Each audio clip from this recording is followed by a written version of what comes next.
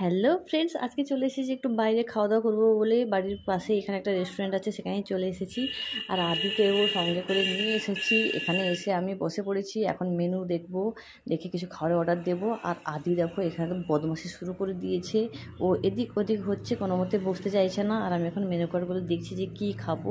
তো বেশি কিছু সেরকম নয়, যে সন্ধ্যাবেলা একটু অল্প স্বল্প খাবো তাই। আর আদি দেখো এখন টেবিলের উপরে উঠে পড়েছে, আর আমাদের এখানে খাওয়া চলে এসেছে। এখানে ছিল মিক্সড গ্রেভি চাউমিন, আর ছিল একটা পিৎজা, চিকেন পিৎজা। তো এগুলো খেয়েছিলাম, খুব টেস্টি, বেশ ভালোই লেগেছিলো খেতে। আর আদি এখানে তো বসে বসেই জাস্ট খাওয়ার জন্য কেমন হচ্ছিলো, তো ওর জন্য একটু ডিম নিয়েছিলাম, ডিম ভাজা, তো সেটাই ওকে খাইয়েছিলাম। দাঁড়িয়ে আছে, ভেবেছে তাই কেটে দিবে। পাশে একটা চিপসের দোকান আছে, সেখানে চলে এসেছি।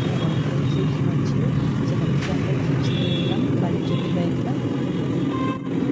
আর বাড়ির জন্য নিয়েছিলাম এখানে হচ্ছে বিরিয়ানি পার্সেল নিয়েছিলাম। আর আদি দেখো